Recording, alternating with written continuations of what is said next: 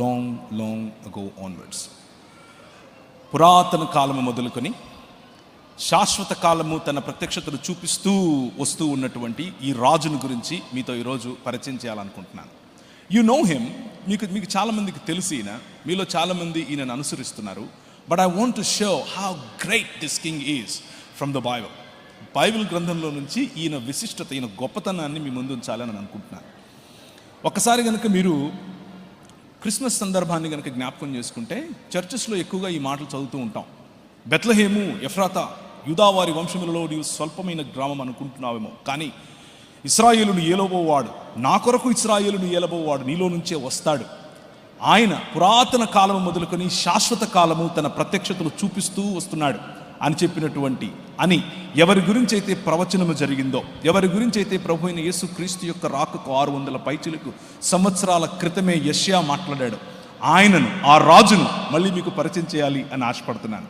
So Bethlehem ఎఫ్రాతాకు చేసినటువంటి ఈ ప్రవచనం, బెత్లెహేము ఎఫ్రాతాలో రాబోతున్నటువంటి ఈ రాజు గురించినటువంటి ఈ ప్రవచనం, ఆయన పురాతన కాలము మొదలుకొని శాశ్వత కాలము తన ప్రత్యక్షతలు చూపిస్తూ వస్తున్నటువంటి రాజు అని నేను మీకు ఈరోజు పరిచయం చేయటానికి ముందు ఆశిస్తూ ఒక మాట చెప్పాలనుకుంటున్నాను. సబ్జెక్ట్లోనికి వెళ్ళటానికి ముందు, if there is anybody here that doesn't know this king, ఈ రాజును గనక ఇంకా తెలుసుకొని వారు ఈరోజు కూర్చుని ఉంటే, if you are still practising just a religion, మీరు గనక మతంలోనూ ఇంకా ఉంటే, మతం అనేటటువంటి ఈ మూసలో గనక మీరు కూర్చుని ఉంటే, I want to invite you to a life larger than religion. ఒక మతానికంటే చాలా విశాలమైన, లార్జర్ దాన్ యువర్ లైఫ్, నీ ఆలోచన ఆగిపోతుంది, అంత గొప్ప ఒక విశాలమైనటువంటి రాజు గురించి మీకు పరిచయం చేస్తున్నాను. ఆయన భూమి ఆకాశములను ఐక్యపరచడానికి వచ్చినటువంటి రాజు. He is the one that's uniting heavens and the earth and making it a new creation, ఒక నూతన సృష్టిగా దాన్ని మార్చేటటువంటి రాజు. యెషయా గ్రంథం 48వ అధ్యాయం 15 నుంచి 18 వరకు కనుక మీరు చదివితే ఆ రాజు గురించినటువంటి స్పష్టమైన మాటలు, ఆయన సృష్టికర్త అని, సృష్టిని చేసినటువంటి ఈ రాజును ప్రభువగు యెహోవాయు ఆయన ఆత్మయు నన్ను పంపుతున్నారు అని చెప్పేటటువంటి మాటలు మీరు చూస్తారు. నేనే ఆజ్ఞ ఇచ్చేవాడిని, నేనే ఇవి చేసేవాడిని, నేనే ఆయన చేయి పట్టుకొని పిలిచాను అని చెప్పినటువంటి మాటలు. You can see it when we move ahead in the subject. మనం ఈ సబ్జెక్ట్ నుంచి ముందుకు వెళ్ళేటప్పుడు యూ విల్ సీ ఇట్. ఇప్పుడు నా వాచ్లో టైం కరెక్ట్గా 8:09. It is my commitment that I will leave you by 9. 9:09 నేను మిమ్మల్ని వదిలేస్తాను. It's a 1 hour that I ask from you. 1 గంట మీ నుంచి అడుగుతున్నాను. Don't go to Australia, don't go to America. మీ ఇంట్లో పాలు పెట్టొచ్చుంటే దాని గురించి ఆలోచించద్దు, పిల్లి వస్తుందేమో అని ఆలోచించద్దు. Just focus on your screens and look at me and you will see, you will realise what kind of God, what kind of king that you are serving this evening. ఈ సాయంకాలం నువ్వు అనుసరించేటటువంటి ఈ రాజు గొప్పతనం గురించి మీ ముందు బైబిల్ గ్రంథంలో ఉన్నటువంటి కొన్ని అమూల్యమైనటువంటి విషయాలు మీ ముందు ఉంచాలి అని అనుకుంటున్నాను. దేవుని యొక్క బహుళత్వమును గురించి మనం మాట్లాడుకుంటూ మధ్యాహ్నం చూచాయిగా కొన్ని విషయాలు మీ దగ్గర చెప్పాను. దేవుని యొక్క బహుళత్వం ఏమిటి అని ఆలోచిస్తూ, లేకపోతే త్రియేక దేవుడు అన్నటువంటి అంశాన్ని గురించి ఆలోచిస్తూ, 3 దేవుళ్ళు ఉన్నారు అని కొందరు అనుకుంటూ ఉంటారు. అలా కాదు. That is not what we are saying. ఒకే దేవుడు 3 పాత్రలు వేశాడు అని కొంతమంది చెప్తూ ఉంటారు. No, that is not what we are saying.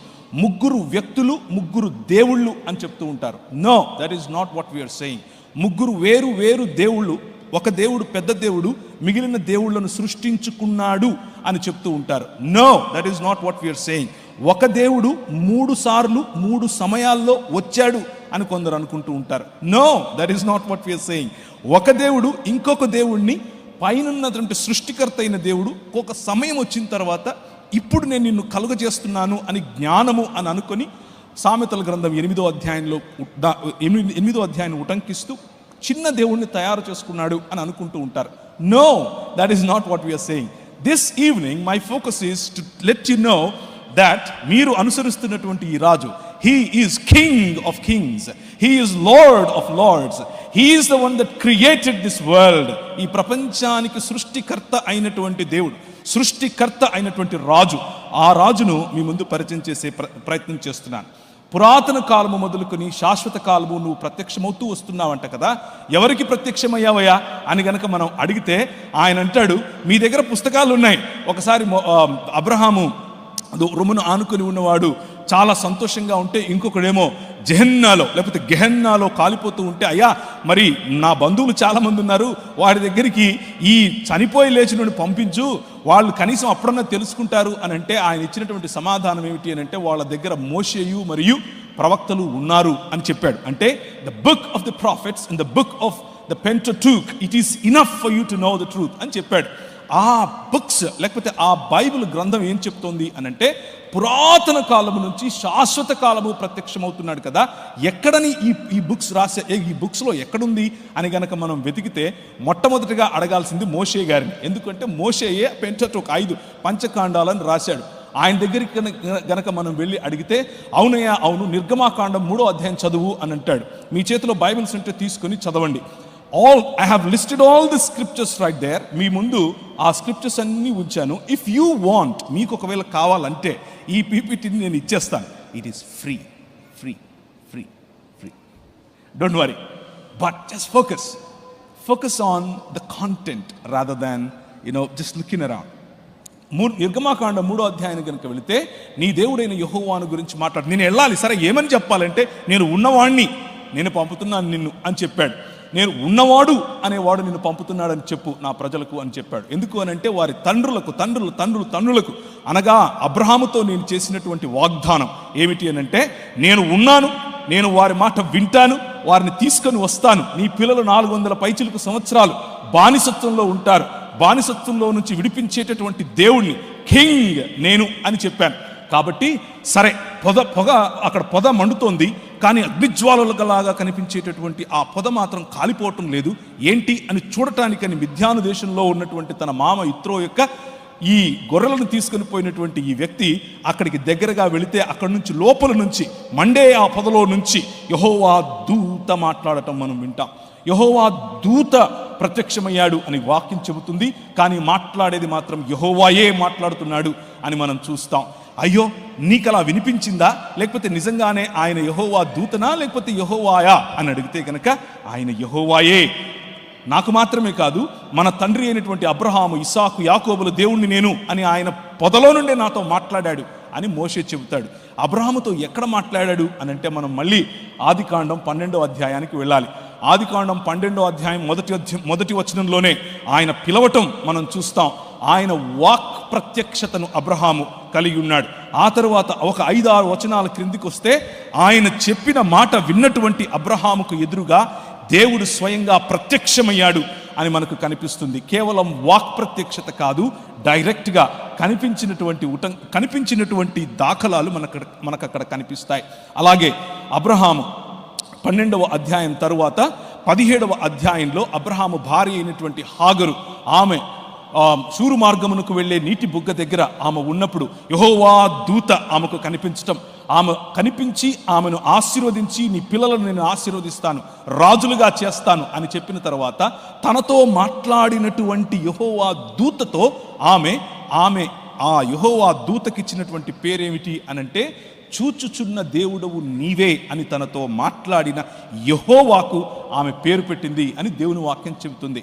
అలా అబ్రహాముతోను, అబ్రహాము కుటుంబముతోను, ఇస్సాకుతోను, యాకోబుతోను ఆయన చూపించినటువంటి ప్రవచనం, ఆయన మాట్లాడినటువంటి వాక్యం, ఆయన కనిపించినటువంటి తీరు.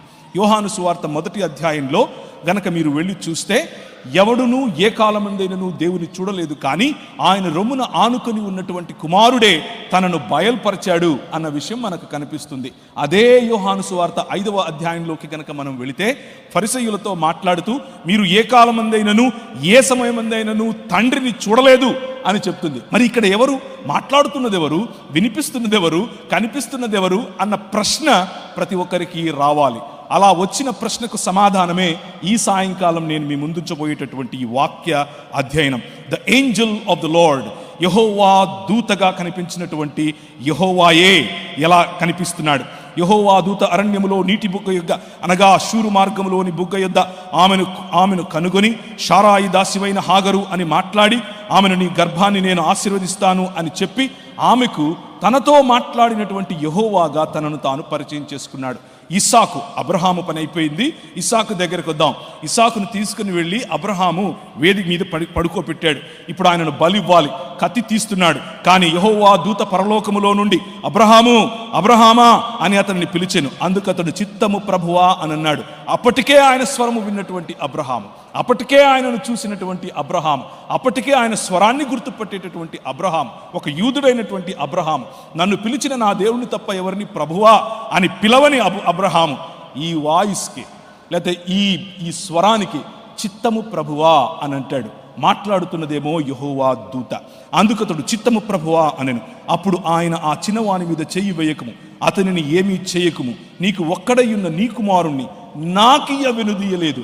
మొదటి వచనంలో దేవుడు అబ్రహామును పరిశోధించును అని ఉంటే, ఇక్కడేమో మాట్లాడుతున్నటువంటి దూత నీకొక్కగానొక్కడైన నీ కుమారుని నాకియ్య వెనుదీయలేదు కాబట్టి నువ్వు దేవునికి భయపడుతున్నావు అని నేను నమ్ముతున్నాను అని అంటున్నాడు. ఎవరి దూత? తనను తాను దేవునితో, తనను తాను యెహోవాతో సమానముగా చేసుకుని మాట్లాడుతున్నటువంటి ఈ దూత ఎవరు?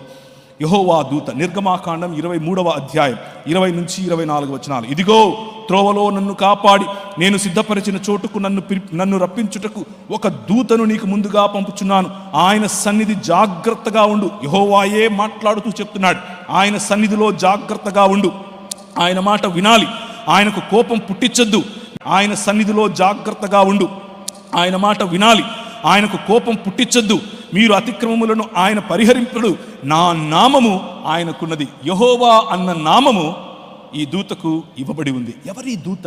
ఇంతవరకు పాస్టర్ గారు మాట్లాడుతూ యాకోబు ఏ విధంగా పెనుగులాడి ఇశ్రాయేలుగా మారాడు, ఏ విధంగా దేవునిని మరియు మనుష్యులను గెలిచిన వాడుగా పేరు. ఎప్పుడు దేవుణ్ణి గెలిచాడు? The angel of the lord that he wrestled with. ఆయనతో పోరాడినటువంటి. అలాగే యాకోబు తన సంతానమును ఆశీర్వదిస్తూ, ఆయన చనిపోయే సమయం వచ్చింది, ఆయన పెనుగులాడాడు, ఆయన కుంటుపోయాడు, గూడు వసిలింది, ఇప్పుడు చనిపోయే స్థితిలో ఉన్నాడు. యోసేపుని పిలిచాడు, ఆశీర్వదిస్తూ ఈ మాటలు చెప్తున్నాడు. సంతానాన్ని ఆశీర్వదిస్తూ అతడు యోసేపును దీవించి, నా పితరులైన అబ్రహాము ఇస్సాకులు ఎవరి ఎదుట నడుచుచుండిరో ఆ దేవుడు. ప్రవీణ్, నేను ఒకరోజు ఒక ఊరికి వెళ్ళాను, నా పేరు ప్రవీణ్ వచ్చాడు, ప్రవీణ్ గారు వచ్చారు అని అంటే, ఒక ఆమె పాపం పెద్ద ఆవిడ వచ్చి ఒక నూనె బాటిల్ తీసుకొచ్చింది. అయ్యా ప్రార్థన చేయని. ఎందుకమ్మా, మీరు ప్రార్థన చేసుకోండి, నేను చేస్తాను కానీ మీరు చేయండి అంటే, లేదయ్యా నువ్వు ప్రార్థన చేస్తే బాగా అవుతుందంట, నువ్వు మీ ఊరు బెల్లంపల్లి కదా అని అడిగింది. నమస్తే పెట్టమ్మా, ఆ ప్రవీణ్ అయ్య వేరు, నేను వేరమ్మా అని చెప్పాను. అలాగే దేవుడు డిఫరెన్షియేట్ చేస్తూ, హూ ఈజ్ దిస్, ఆధార్ కార్డుతో సహా, లైసెన్స్తో సహా, లేదా పాస్పోర్ట్తో సహా మన ఐడెంటిటీని మనం ఎలా చెబుతామో కన్ఫ్యూజన్ లేకుండా అలా చెప్తున్నాడు యాకోబు. ఏమని చెప్తున్నాడు? యోసేపును దీవించి, నా పితరులైన అబ్రహాము ఇస్సాకులు ఎవని ఎదుట నడుచుచుండిరో ఆ దేవుడు, నేను పుట్టినది మొదలుకొని నేటి వరకు ఎవడు నన్ను పోషించనో ఆ దేవుడు, అనగా సమస్తమైన కీడులలో నుండి నన్ను తప్పించిన దూత నిన్ను ఆశీర్వదించునుగాక. This is who the angel of the lord is.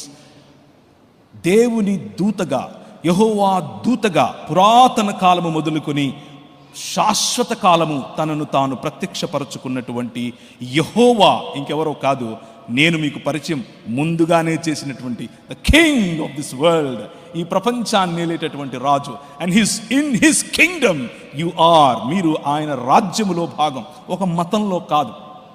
This is the greatness of this king.